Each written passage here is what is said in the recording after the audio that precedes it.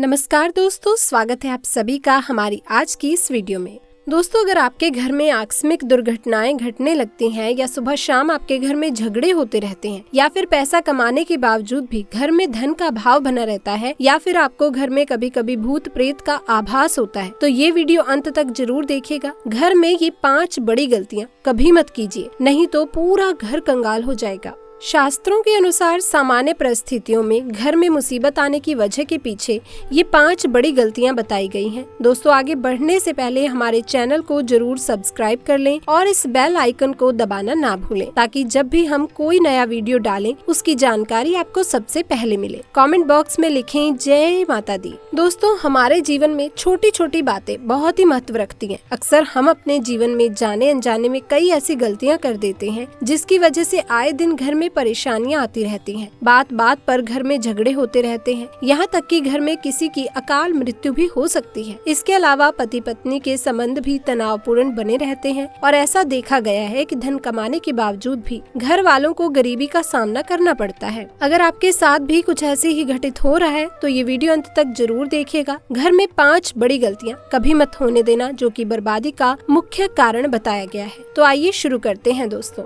Number 1, vastu शास्त्र के अनुसार रसोई घर में अधिक संख्या में चाकू या छुरी नहीं रखना चाहिए। इससे नकारात्मकता बढ़ती है और घर में आए दिन झगड़े होते रहते हैं। रसोई घर में अधिक से अधिक 2 या 3 से ज्यादा चाकू छुरी नहीं रखने चाहिए। इसके अलावा सुबह के समय एकदम से चाकू छुरी या कोई भी धारदार हथियार देखकर नहीं उठना चाहिए। इससे दिन भर बुराइयों का सामना करना पड़ सकता है। दोस्तों, धन की हानि भी हो सकती है। नंबर 2, घर में अगर कांटेदार पौधे हैं जैसे कि नागफनी का पौधा तो बड़ा ही अशुभ बताया गया है।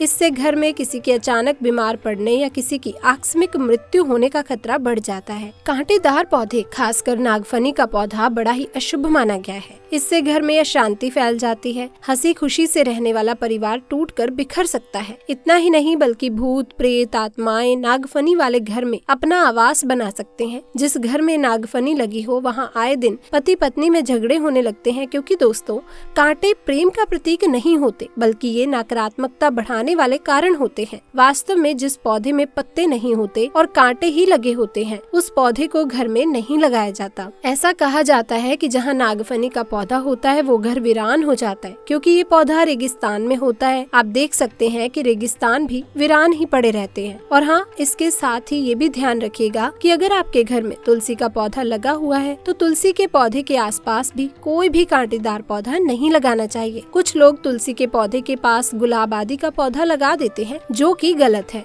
दोस्तों, नंबर 3, मासिक धर्म के दौरान अगर आप पेड़ पौधे में पानी डाल रही हैं तो ये दोस्तों गलत है। ऐसा नहीं करना चाहिए। इससे घर में गरीबी का वास हो जाता है। विशेष रूप से तुलसी के पौधे में तो भूल कर भी पानी नहीं डालना चाहिए। ऐसे समय में आपको आराम करना चाहिए। दोस्तों, नंबर 4, घर में अगर टूटे फूटे ईंट पत्थर पड़े हैं या टूटी हुई खाट पड़ी है तो बहुत ही अशुभ माना गया है। वास्तु शास्त्र के अनुसार इससे घर में कलह कलेश और झगड़े बढ़ते हैं। घर में पुराने टूटे हुए बर्तन या कांच के टूटे हुए बर्तन नहीं रखने चाहिए। टूटा हुआ दर्पण, बंद पड़ी घड़ी भी हटा देनी चाहिए। इन छोटी छोटी बातों पर अगर आप ध्यान देंगे तो आपके घर में कभी भी दरिद्रता नहीं आएगी। घर में उपस्थित मकड़ी के जाले बताते हैं आपके घर में माता लक्ष्मी का वास नहीं है। माता रानी भी आपसे रुष्ट हो चुकी है। ये मकड़ियों के जाले समस्याओं को आकर्षित करते हैं। दोस्तों, नंबर 5, अगर आपके घर में मेहंदी का पेड़ लगा है तो तत्काल इसे घर से बाहर लगा दें तथा बेर का पेड़ भी घर में नहीं लगाना चाहिए। इससे बुरी शक्तियों का घर में वास होने लगता है। अगर आपके घर में कोई बहुत ही तेज सुगंध वाला पौधा लगा है तो उसे भी अपने घर से बाहर लगा दें। इसे भी घर के अंदर लगाना शुभ नहीं माना जाता। दोस्तों, कहते हैं कि इससे नकारात्मक ऊर्जा घर की ओर आकर्षित हो सकती है और जहाँ जिस स्थान पर नकारात्मक ऊर्जा की अधिकता होती है उस घर में व्यर्थ के झंझट और समस्याएं बढ़ने लगती हैं। पीपल वृक्ष का पेड़ भी घर में नहीं लगाना चाहिए। इसे घर के अंदर लगाना शुभ नहीं माना जाता। अगर आपके घर में जगह जगह पीपल का पौधा निकल आए तो उसे तुरंत वहां से निकाल कर किसी जमीन में गाड़ दें या फिर बहते हुए पानी में विसर्जित कर दें। दोस्तों, घर में सूखा हुआ तुलसी का पौधा भी नहीं रखना चाहिए। उसे निकाल कर किसी बहते हुए पानी में विसर्जित कर दें या मिट्टी में दबा दें। कहते हैं घर में केले का पौधा भी ज्यादा बड़ा नहीं लगाना चाहिए। इससे दैवी शक्तियाँ क्रोधित होती हैं। दोस्तों नंबर 6, घर की रसोई में रात भर झूठे बर्तन का रखा जाना पूरे परिवार को अशुभ होता है। इसकी वजह से पूरे घर में दरिद्रता आ सकती है, यहाँ तक कि आकस्मिक मृत्यु का खतरा भी बढ़ जाता है।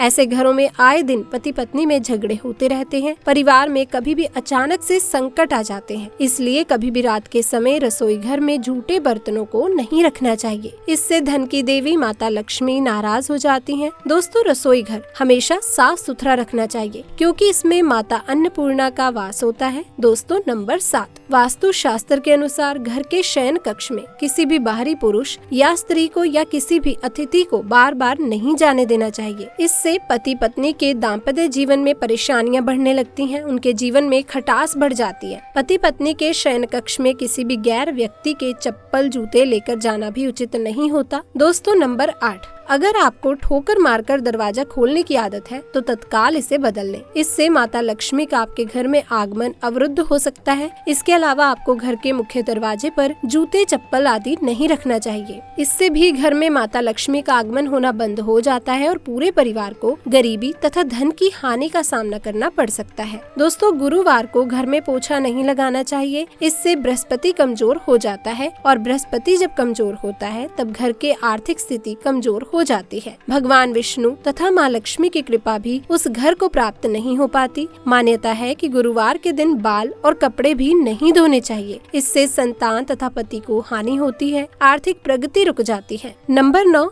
दोस्तों अर्धरात्रि को यानी रात 12 बजे के आसपास दर्पण में अपना चेहरा नहीं देखना चाहिए तथा किसी प्रकार की तेज सुगंध और श्रृंगार आदि का प्रयोग अपने शरीर पर नहीं करना चाहिए। इससे भूत प्रेत आदि नकारात्मक शक्तियों के सामना होने का खतरा बना रहता है और आप किसी भी बड़ी मुसीबत में फंस सकती हैं। दोस्तों नंबर 10, रोटी बनाने के बाद जलते तवे पर पानी नहीं डालना चाहिए। इससे घर में राहु से संबंधित वास्तु दोष उत्पन्न होता है, जिसके परिणाम स्वरूप घर में अग्निकांड और चोरी चकारी आदि का भय बना रहता है। इसके अलावा रसोई घर में पुराने पड़े हुए खाली और गंदे डब्बों को धो लेना चाहिए। रसोई घर में उनका गंदा पड़ा रहना शुभ नहीं माना जाता। इसके अलावा अगर आपके घर में भी अन्न की बर्बादी हो रही है और परिवार के सदस्य अपनी थाली में भोजन करने के पश्चात बचे हुए अन्न को या तो फेंक रहे हैं या अपनी थाली के बचे हुए झूठे अन्न को गाय माँ को खिला रहे हैं, तो सावधान हो जाइए, ये बहुत ही अशुभ कार्य है। इससे माँ अन्नपूर्णा अत्यधिक क्रोधित हो जाती है और इसकी भयंकर दुष्परिणाम आपके पूरे परिवार को झेलने पड़ सकते हैं। दोस्तों माँ अन्नपूर्णा माँ लक्ष्मी का ही दूसरा रूप है, इसलिए अगर आपके घर में भी अन्न की बर्बादी हो रही है, समझ लीजिए कि दरिद्रता आपके घर के दरवाजे पर दस्तक दे रही है। ये केवल समय की बात है कि कब वो आपके घर में प्रवेश कर जाए। जिन घरों में स्त्रियों की लापरवाही की वजह से लगातार अन्न की बर्बादी हो रही है, वहाँ की स्त्रियों द्वारा तैयार किए गए भोजन में स्वाद खत्म हो जाता है। उनके द्वारा पकाए गए भोजन या तो स्वादहीन होंगे या तो अत्यधिक कसैले, तीखे और आवश्यकता से अधिक मीठे होंगे। इसलिए अगर आप अपने घर में माँ लक्ष्मी की कृपा चाहती हैं और चाहती हैं कि घर में धन का आगमन हमेशा बना रहे और दरिद्रता आपके आसपास भी ना फटके, तो सबसे पहले अपने घर में होने वाली अन्न की बर्बादी को रोकें और गाय माँ को जो भी अन्न देना हो वो ध्यान रखें कि आपकी थाली का झूठा अन्न ना हो। दोस्तों उनके लिए अलग से कुछ भोजन निकाल दें, तभी आपको उनका वास्तविक आशीर्वाद मिलेगा, अन्यथा नहीं। इसके अलावा अपने रसोई घर को हमेशा साफ रखें, उसमें किसी भी प्रकार की कोई गंदगी ना हो। विशेष रूप से जब रात को आप सोने जाएं तो उससे पहले रसोई घर को साफ सुथरा करके जाएं। अगर आप इन छोटी छोटी बातों का ध्यान रखती हैं